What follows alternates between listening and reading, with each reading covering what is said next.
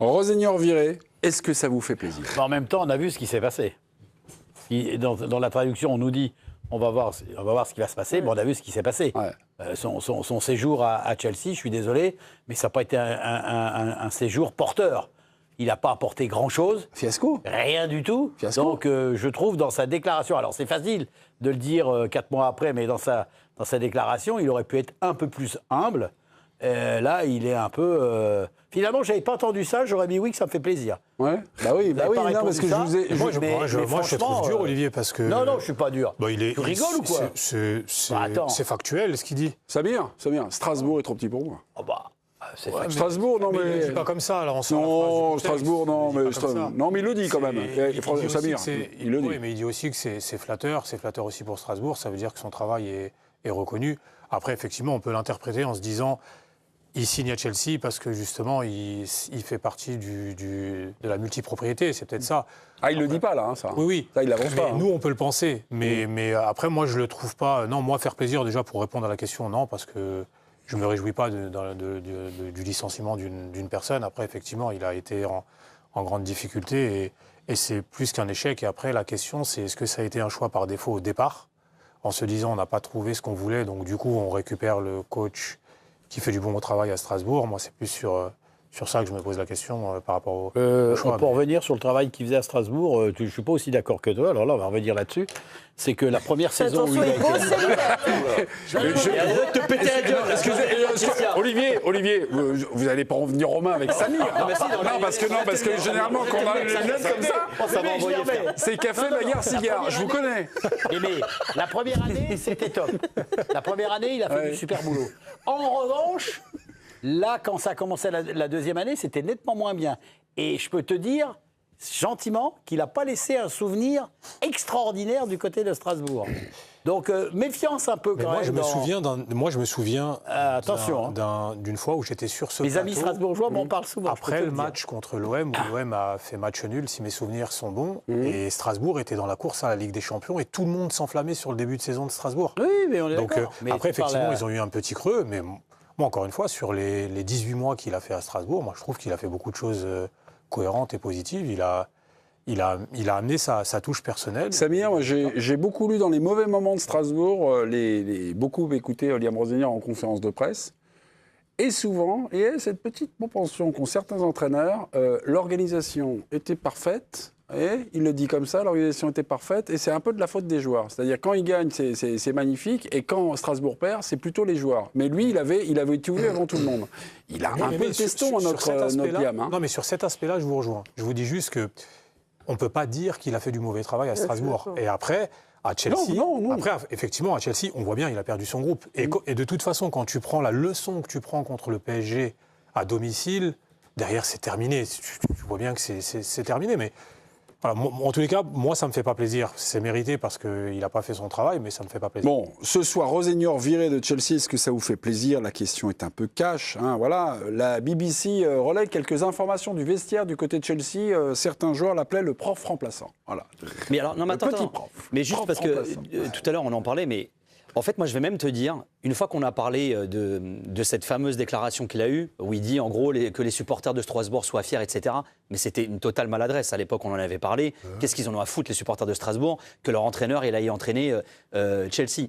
En revanche, une fois qu'on a dit ça, qu'on dit OK, il y a finalement un karma, il y a un retour de bâton, il faut quand même remettre les choses dans le contexte. Lui dit une phrase, c'était une opportunité à laquelle je ne pouvais pas dire non. Déjà parce que, il le dit lui-même, son rêve c'était d'entraîner un grand club en première ligue. Le rêve se présentait. Pas le niveau. Mais attends, Pas le niveau. Mais attends, il ne pouvait pas dire non. Pourquoi C'est qui son employeur? En fait, il a une promotion en interne. Donc si, imagine, il va dire à Bluco, bah non, finalement, vous savez quoi, j'y vais pas. Déjà, il va pas dire non parce que c'est son rêve et en plus c'est son employeur. Donc c'est double raison. Et au final, moi je vais te dire, il me fait même de la peine. Parce qu'il s'est fait totalement... C'est un pion, en fait, Rosenior. Il croyait, on lui a fait croire que c'était une super promotion. Mais gars, tu remplaces un entraîneur qu'on a viré en cours de route, tu bouches un trou, et bah finalement, tu l'as pas suffisamment bouché, tu dégages. T'es un pion, le système, il est comme ça. On te prend, on t'essore, on te jette. Finalement, tu fais pas l'affaire. Tu croyais vivre un rêve. Alors, c'est pas un cauchemar. Hein. Il va prendre une bonne indemnité, mais c'est pas l'indemnité qui va faire qu'il est pas dégoûté. Il a fait un communiqué, d'ailleurs, hein, où il dit « j'ai pas été à la hauteur ». C'était certainement trop gros pour lui. Mais effectivement, il pouvait pas dire non. Et pourquoi il peut pas dire non?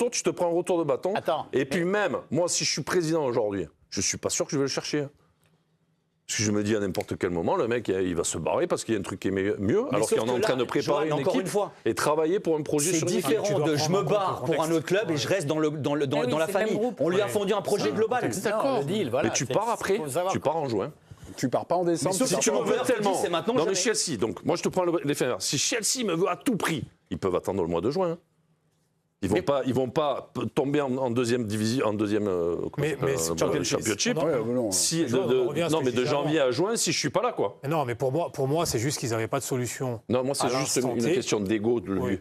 Parce que comme le monsieur parle, j'ai l'impression qu'il a une tête comme ça, et qu'il y a Chelsea qui est arrivé, il s'est dit, ça y est, c'est moi. Mais Chelsea sont pas arrivés. Chelsea était déjà dans dans le million. En fait, c'est ça que je te dis. Oui, ils sont pas arrivés, mais Bah voilà. ils Mais m'ont pour moi, il y a une proposé, diff, quand donc pour lui, son ego, ça a été magnifique. Mais bien sûr, Bon, mais il y a c'est eu pour ça un que je te ex. dis. Mais donc, il joue t'as là-dessus. Nicolas, tant pis pour toi. Mais il joue là-dessus. C'est-à-dire Nicolas qu'il et- flatte son ego. Lui, il se dit, je peux pas dire non, quoi.